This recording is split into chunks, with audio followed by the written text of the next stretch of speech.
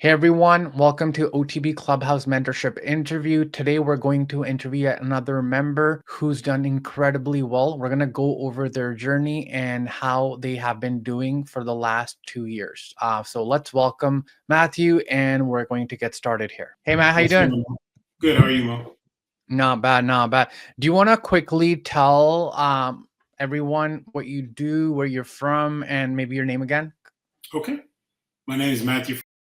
I'm from California, Central California. I work for in California Permanente. I'm in the administration. Thankfully, been able to start working from home around the time COVID. So it's been about 5 years now.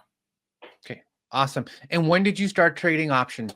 About the same time. So when I began to work remote, obviously you work at home, so you have a little more time to explore stuff. And became a undergraduate in YouTube University, and started looking at a lot of stuff on YouTube, and got into options by way of the Come Up series. The Come Up series was like my first exposure to options.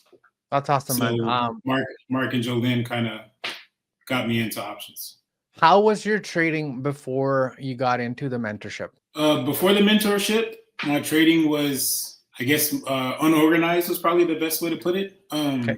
I kind of just had the grand idea of quality companies and long-term leaps on quality companies, but I really didn't have any wherewithal for when to get in or when to get out. And Kind of just holding them until it went to a million or went to zero. There was really no exit strategy before joining the Discord.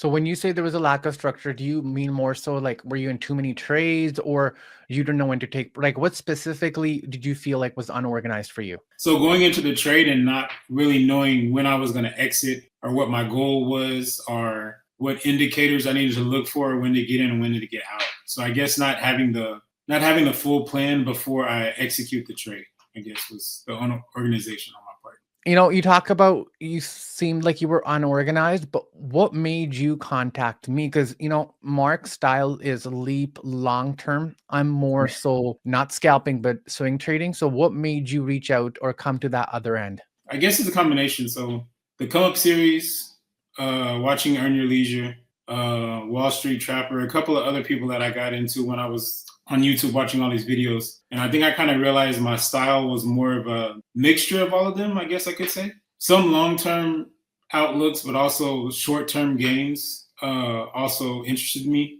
I came across your videos on Instagram, some of your trades and your some of the ideas that you had in your video, like ideas and indicators and strategy used in your video were of interest to me. And then I decided to reach out to you. Now I remember when I started in 2020, like you said, everyone was on YouTube, like trying to learn as much because we knew about stocks, but we didn't know about options.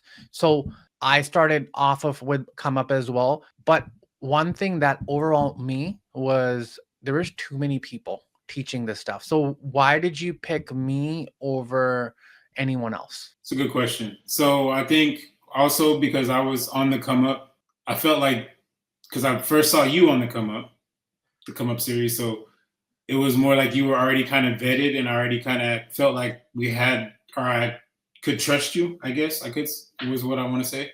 And then after watching your videos and your methods and what you taught, I liked you more. And then after talking I feel like I have a really good knack for filling people out, like when the first couple minutes of a conversation. And so the first time we talked on the phone, you felt very trustworthy. So then that was when I was like, let me go ahead and give this a try. Yeah, one of the things that I've always done is I always played the long game in anything I do. And one of the things I noticed in 2020, a lot of these discords that were going on, they're all gone by the way now. They couldn't trade the 2021s or 2022.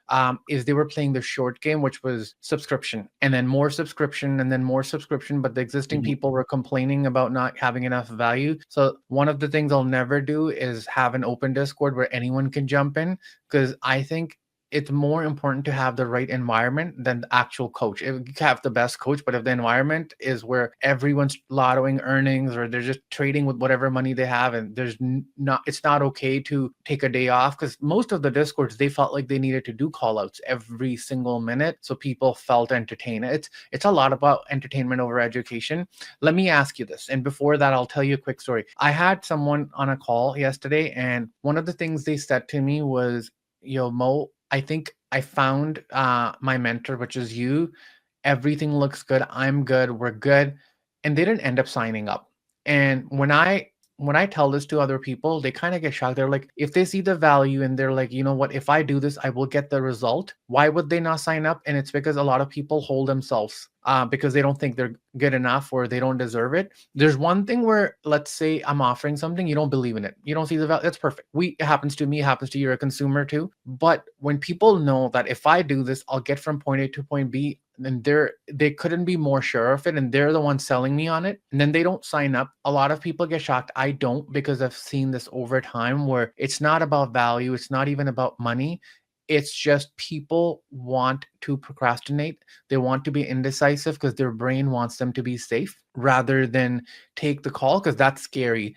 What did you have that? Or if you didn't, what made you pull the trigger? So I guess my risk tolerance has always been large. That wasn't inhibiting me from joining. I think it's the structure, I guess. Like, I don't like, as my wife says, I don't like to be told what to do ever about anything. So going into a mentorship and learning the rules and regs and trying to pick out a trading plan and stick to the step 1 through 10 on each trade is kind of scary to me, like when I'm trying to do it. And I do find myself, sometimes I do stray, and that's what I end up getting my biggest losses. And then I'm like, if I would have just listened to myself and did what I was supposed to do, I wouldn't be in the situation, and you have to try to remedy that. But I don't see why, after anybody talks to you or meets you or is in the Discord, why they would ever want to go anywhere else. What's been your biggest takeaway so far? My biggest takeaway has been the way that you use flow, and the way that in the Discord we talk about the demand and supply. Changed the way that I look at trades. Adding on to that, I've never really added the political aspect to my trades earlier in my trading career. So watching CNN or watching whatever news source you want to watch, and then saying, well, how does this affect trades and which company should I look at, and adding all that together and kind of piecing together a bigger picture for where your trade should go has been the most helpful for me. It's awesome. Now, there is pre-mentorship and there's post-mentorship. You've been in the group for about 2.5 years. What do you think your biggest shift was? My biggest shift was learning more about myself, and not even something that you taught me. It was an issue that I had, and I was trying to remedy it. And I've done it with trailing stops. I think that's been my biggest thing for me. Learning that I have a lot of conviction in my trades, and when I do the research and think something's going to work, then I'll hold it too long. And so with the trailing stop, like it says, it's going to trail my trade as long as I'm right. And then when I start to be wrong, it's going to kick me out. And that's helped me save a lot of trades that I would have held too long. I feel like what you said about how much you know about yourself has been the biggest shift. I think that's what changes. In my opinion, I think most people will never be successful in trading because their focus is always on technical analysis. That's all they do. Right. From one course to another, from one group to another, from one strategy to another. Most of us have this inbuilt habit of self-sabotaging ourselves, and at what point we do it is different for all of us. You might have it where you get to 10K and you start blowing up your account, or you could have it where you never become profitable. Because the moment you see a good trade that's going to make you profit, you're like, it's too risky, let me take a break. And when the market's not doing shit all and it's just flat, that's when you start trading. I've seen that myself. I've seen many people. It's the same thing. I'm sure you've seen it too. There's some people that hate their bosses, and no matter what jobs they go to, they have the same problem. They don't like their boss. And then you have people that have failed businesses, not one, multiple, and they're always looking outward. They're never looking inward. So one of the things that I've always worked, Matthew, and what's changed for me is my skill level hasn't gone up in 5 years. What I've gone better at is knowing myself.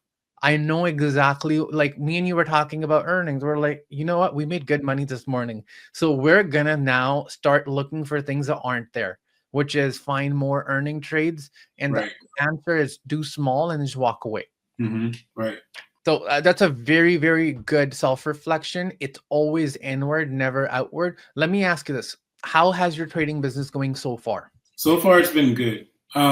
As you know, like the beginning of the year, I had a couple of deaths that were close to me, and it made me realize that you have to be in the right mind state to be trading. If you're not in the right mind state in your outside life, outside of trading, it's not gonna work out for you. You have to Yeah, take a break and kind of reset and try to figure out. So, like we were just talking about, I blew a lot of money in my account. I blew a lot of yeah, money in my account on some trades when I was searching for something that I wasn't going to find in the market. It yeah. wasn't going to help me in any sort of way. But besides, so if I take those 3 months out, then everything else has been good so far. I've turned a corner, and I'm looking to get to the next level. So let's talk about tangible results. And we've been, what, 6, 7 months in? What kind of tangible results have you achieved? You can go month, your best month. You can go for the year. It's up to you. Whatever you are comfortable sharing. So I went from I'm trying to think when we started the consulting was in July, I believe, of last year. Yeah. So July to December, I 5x'd my account. And then the beginning of this year, I wrecked my account. And now, so if we go so we're at the end of July now. This month, I made 15K this month. Okay. And if we say from like May to the end of July, I've 6x'd my account from May to July. So May, June, July. I will tell you this because I've done that. If you're in a bad mood, the best thing to do is take a day off. Uh, Mm-hmm. what you went through, that was not something you can solve in a day. So I Right. remember you said you're just going to take a month off, and that's something you need to do.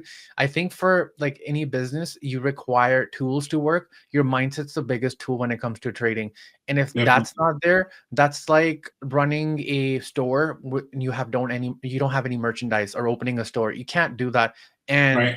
one of the things that I don't understand how people don't get is a lot of people will spend hundreds and thousands of dollars, quit their job, buy businesses, buy franchisees, but they don't give trading a shot because they think it's risky. I know so many people that started their account with 10K and they've made more money this year than they could have made in any franchise with $1 million investment. And I think someone like you who works a full-time job, a very good job, you have a family, you have kids. I know how much time kids take. People don't understand that's a full-time job if you're Right. doing it properly. And then you get these kind of results. You have your dips. And if you can do it, I can do it. I feel like anyone can do it. I think it's people stopping themselves. And I think it's because we worry about what people are going to say. So like first, I don't know how much you talk about your trading with your family, but I don't go to parties and tell people what I do because it's going to take me 2 hours to go. So I would rather tell them I'm a manager of Subway at this point. So I Yeah. just say finance and then I end the conversation there. Have you felt trading, has it made your journey more overwhelming, or has this given you more freedom? It's definitely given me more freedom. So around that same time when I came home, me and my wife had our daughter, so our first child. And I think after you have a child, your whole motivation shifts. You're like, Yeah. it's no longer about you, it's for your kids and what you can do and what kind of legacy you can leave for them and provide for them for their future. So that was one of the things that led me to trading because it was always, I don't want to say if it's not, especially in growing up in my family or in a black family, it's not something that you normally talk about, like the stock market or investing or any of those other kind of taboo topics that nobody's really talks about. So the information was never there for me. I knew about it, but I never really dived into it. So, like I said, when I came home and started watching YouTube and learning more and more about it, it was like, oh, it's not. It took off the obscurity of it. Like it made it. It's like this really isn't as scary as people try to make it seem like it is. Like if you use your due diligence and use your same research you would do for if you were going to buy a camera at Best Buy or if you're going to buy a car at the car lot, and then you try to figure out which one is the best and which one suits your needs and and you apply that the same way in the stock market, you can be very successful just as well. I feel okay. So I think most people don't know this about you, but I think your superpower is humor, and that's my superpower too. I don't take anything in life seriously. Right. And I think most people are way too serious about themselves and the Mm-hmm. money they have. I honestly feel apart from mindset, when you're trading, you need to disconnect yourself from the money. If Right. you, well, if you, so I can teach you everything you need to know, but if you're emotional, you're going to do what your emotions are going to tell you. You're not going to look at the flow. How many times have I done it myself where like a massive red candle comes and I'm oversized? The moment you're oversized, that's asking for you to do something stupid. And that's where it kicks in. And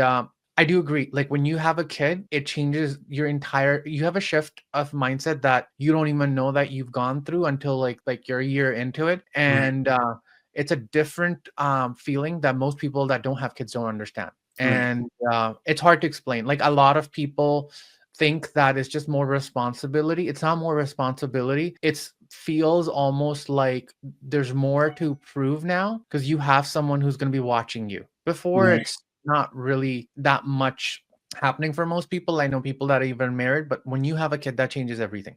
And to touch back on the money part, the disconnecting, it's a skill of disconnecting from the money and then reconnecting to it. So it's like you put it in your account and you say, okay, I want to hit this goal, and then when you hit that goal, you say, okay, now I'm going to pay myself and pull the money out, because you have to at some point make the money real so that you remember what you're doing it for. Like Yeah. kind of, if that makes sense. It does, because I have a hard time buying things that are expensive, but when it comes to Mhm. buying $1,000 contract or putting in 30, 40,000, I have no Right. problem because Right. that Right. I actually struggle with connecting with the money. Right. Because one of the things that I read in a leadership book is they said that your weakness is the shadow of your strength. So if you're too disconnected sometimes, that also means that you're going to have a very hard time reconnecting it. So one of the things I do is actually buy physical things with it. Like when I think in March, I had a good trade. I bought tickets to Mexico, and I Right. purposely bought it from off of that trade. So it's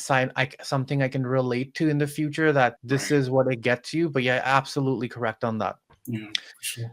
Now, we talked about, mindset, but what specific shifts do you think you have in terms of behavior you've had over the 2 years? Because look, 5xing your account, people have gone through that in 2020, but then losing it all, or not all, but having 3 tough months, like you said, and then 6xing your account in 3 months, it has to be a core set of principles that have changed for you to do that. Right. I think it's just been, so a lot of what I noticed is as my account got larger, the risk I were deciding to take was a lot heavier than what I was taking when my account was smaller.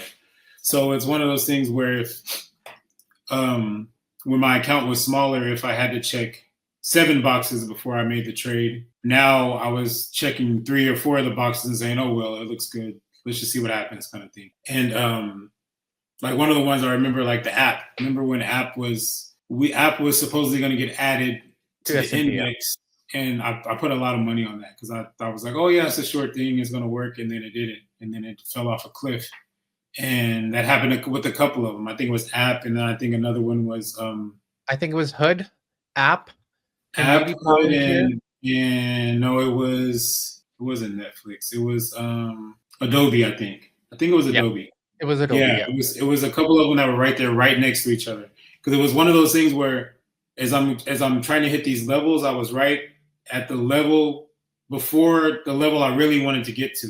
So I was very risk on because I was trying to get to that next level, and ended up falling down a couple of levels instead of going up one. So just being more mindful of that and remembering how you got to that level that you're at now, you need to keep that same structure to get to the next level, if that makes sense. You know what's the crazy part about pretty much all of these trades is they were actually up 3 to 4x, and then the report came, and then they all went to zero. Right. It was more like buy the rumor, sell the news. Yeah, But then I was buying the rumor and trying to hold on after the news because it was supposed to hit, and then I should have just stuck to my plan. So yeah. absolutely. I think one thing is never marry your trade. I've never ever made money when I married the trade, or ever had a best outcome if I married a trade. Like I promise you, if we went all into Reddit today, it probably would have crashed. Right. That's Yeah. It's how it works. It's when you go, my best trades are the ones that I went my proper size. The worst trades are the ones that I went heavy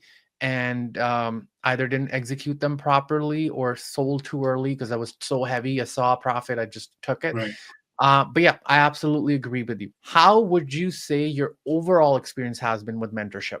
Mentorship has been great. From the beginning, from just joining the Discord. I think if anybody gets into the Discord, then there's a little bit of something for everybody. Like you have people who play SPX, you have people who day trade, you have people who swing trade, you have people who long term trade. There's random talk about crypto and everything else. I mean, there you can find what you want to find in the Discord. So with that, it's been great to find like-minded people. Just run. Oh, I read this article. What do you guys think this means? Or did you see this article? Or did you see what the president said today? Like, how do you think this is going to affect such and such? It's been a very big help. How would you rate it from 1 to 10?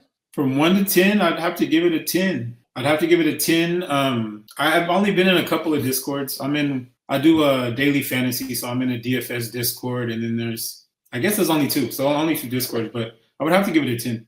Okay. As far as the community is great. If someone was considering working with me, what would you tell them? I would tell them to go for it. Give them a go. If you've been great. All my questions have been answered. And not just answered, you don't just give the answer, you show how to get to the answer, which is a big difference. Because there's obviously some people who just give me the trade or just give me the call out, give me the strike, give me the date, and I'll do it. But then there's some people like, wait, how did you get there? Or I'll ask you questions like, oh, what is it because of this? And you'll be like, no, it's because of A, B, C, and D. And that's how we got. And I'm like, oh, okay, yeah, that makes sense. And then you kind of learn that way. But everything that I've asked you, you've answered clearly and have set me on the right track to figure things out for myself. Thanks, man. I think gatekeeping is very normal now. And I think anyone who gatekeeps comes from a place of lack. And the idea is if I don't give you the full picture, you're always going to be stuck with me. And Right. that's a very good way of getting the other person blown. Because if you can't think for yourself and I just told you to buy something, you won't know why you bought it. There's been so many trades that were down 90%. Like I remember ACHR was one of them. And then it went and I had high conviction. Some conviction don't work. Like I've lost more money on China than I can remember. But I have my thesis. And when it doesn't work, I know how to play them differently. But this is a final question. We're 6 months in. What would be an ideal end of year target for you? You don't have to give me the amount. You could say 10x, 15x, wherever you're at. That if, let's say, December 31st, you look at your portfolio and you hit that amount, you would be like, okay, I've achieved my goals. I think considering the terrible first quarter that I had, if I can get my account to 100K by the end of the year, I think I will have done really well. I want to get to a point where I can start paying myself on a biweekly basis, like kind of like a paycheck, so I can disconnect and reconnect to the money more frequently and kind of remember again like what I'm doing it for and why I'm making these sacrifices. So I think if I can get to 100K, then I'll be all right for the year. Okay. Awesome, Matthew. Thank you. That was it. Thank you so much for coming, bro. Thank you, Mo. Appreciate it.